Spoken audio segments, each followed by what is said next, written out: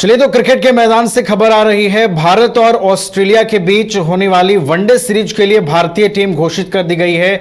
भारतीय टीम का चयन कर लिया गया है और इसमें बड़ी बात यह है कि रोहित शर्मा की जगह अब शुभमन गिल ही टेस्ट टीम की तरह वनडे टीम की भी कप्तानी संभालते नजर आएंगे। आपको बता दें कि शुभमन गिल को टेस्ट कप्तान नया बनाया गया था, उसके बाद से ही चर्चा थी कि क्या शुभमन गिल ओडीआई की कप्तानी भी संभालते नजर आएंगे और रोहित शर्मा बतौर प्लेयर आने वाले दिनों में खेलेंगे। तो ये चीजें अब सच साबित होती हुई दिखाई दे रही हैं। शुभमन गिल ओडीआई के नए कप्तान बनाए गए हैं। हमारे साथ हमारे क्रिकेट एक्सपर्ट राकेश रंजन जी हमारे स्टूडियो में हमारे साथ जुड़े हुए हैं। सीधा उनके पास चलेंगे और गिल की कैप्टेंसी के नई जिम्मेदारी और ऑस्ट्रेलिया दौरे को समझेंगे। राकेश जी, गिल अब वनडे के नए कप्तान होंगे। बहुत इंपॉर्टेंट है ऑस्ट्रेलिया के साथ जो होने वाली सीरीज है, क्योंकि विराट और रोहित की लंबे समय के बाद कमबैक हो रही है, जो अब गिल की लीडरशिप में खेलते नजर आएंगे। जहां ये एक नए युग की शुरुआत आप कह सकते हैं।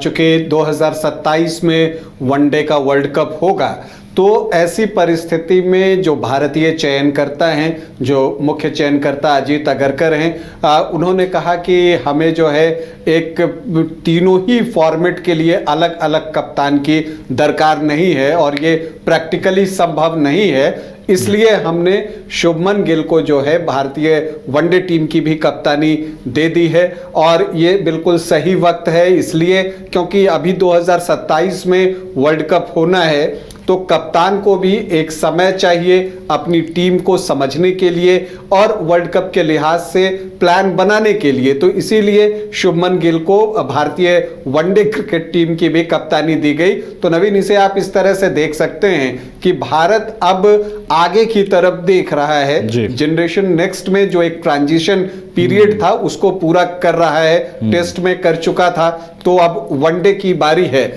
तो यहां पर अगर आप देखिए तो जो टीम चुनी गई है उसमें रोहित शर्मा और विराट कोहली रोको जो हैं वो एक लंबे अरसे के बाद क्रिकेट के मैदान पर देखेंगे और इसलिए इस सीरीज का इंतजार लोगों को बेसब्री से है, क्योंकि हम सभी को पता है कि कोहली की क्या फैन फॉलोइंग है और रोहित शर्मा को चाहने वाले कितने हैं। तो इन दोनों को फिर से क्रिकेट के मैदान पर खेलते हुए देखना ये जो है निश्चित तौर पर दर्शकों में जो है और इवन दो राइवल्स के अंदर भी एक उत्सुकता भर देगा। अब ऑस्ट्रेलियाई टीम काफी मजबूत है और देखिए ये बात भी सच है कि राइवलरी तो अब भारत और ऑस्ट्रेलिया की ही देखने को मिलती है क्रिकेट के मैदान पर, क्योंकि दोनों टीमें मजबूत हैं और सशक्त हैं। जो ये टीम चुनी गई है उस पर अगर हम चर्चा करें तो देखिए 3 ओपनर्स आपको दिखेंगे, रोहित शर्मा, शुभमन गिल और यशस्वी जायसवाल। यशस्वी जायसवाल को वनडे टीम में शामिल किया गया है।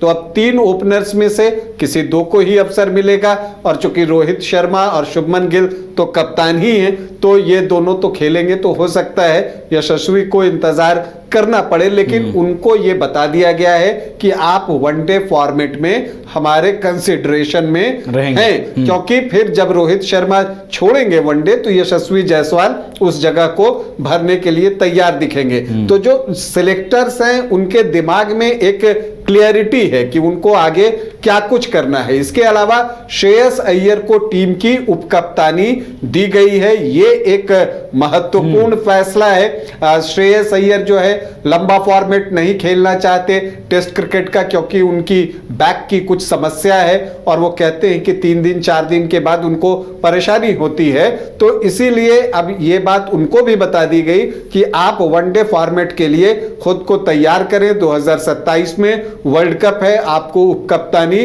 दी जाती है। तो यह भी तय हो गया उनको उपकप्तानी देते ही कि मिडिल ऑर्डर में आपको श्रेयस अय्यर ही दिखेंगे। वैसे कई बार यह चर्चा होती थी कि रोहित यशस्वी ओपन करें और टेस्ट की तरह गिल मिडिल ऑर्डर में आ जाए, तो अब श्रेयस अय्यर के आने के बाद वो संभावना नहीं दिख रही है।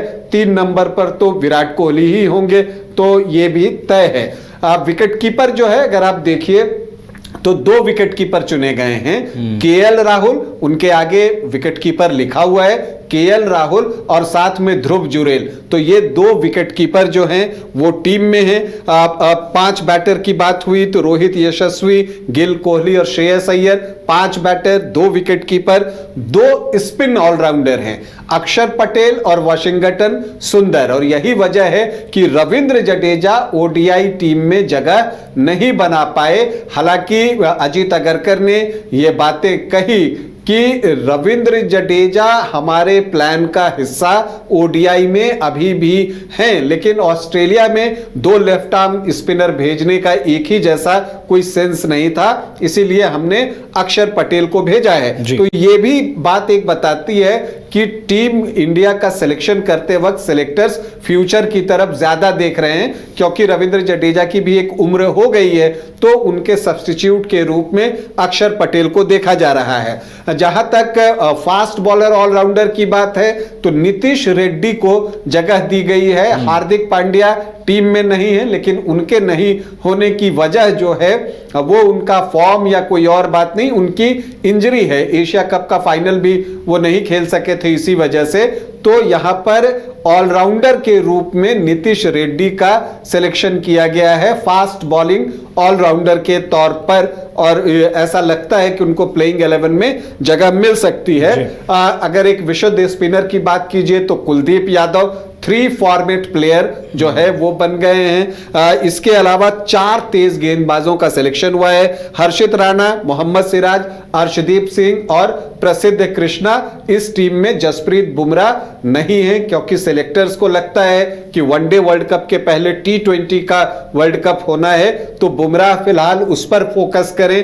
T20 वर्ल्ड कप के लिहाज से वो तैयारी करें, और फिर जब वनडे का वर्ल्ड कप आएगा उसके बाद वो वनडे पर नजर डालेंगे। तो एक प्लान्ड वे में आगे बढ़ने की कोशिश हो रही है। लेकिन जो बड़ी खबर है इसमें वो यही है कि शुभमन गिल रोहित शर्मा की जगह नए कप्तान बनाए गए हैं वनडे इंटरनेशनल के। यहां पर हार्दिक पांड्या नहीं है इंजरी की वजह से, बुमराह नहीं है प्लानिंग की वजह से, और रविंद्र जडेजा के सब्स्टिट्यूट के तौर पर अक्षर पटेल को देखा जा रहा है। चलिए, तो भारतीय टीम चुन ली गई है ऑस्ट्रेलिया के साथ वनडे सीरीज के लिए, और सबसे महत्वपूर्ण बात यह कि शुभमन गिल बतौर कप्तान अब ब्लू जर्सी में भी टीम की शोभा बढ़ाते नजर आएंगे।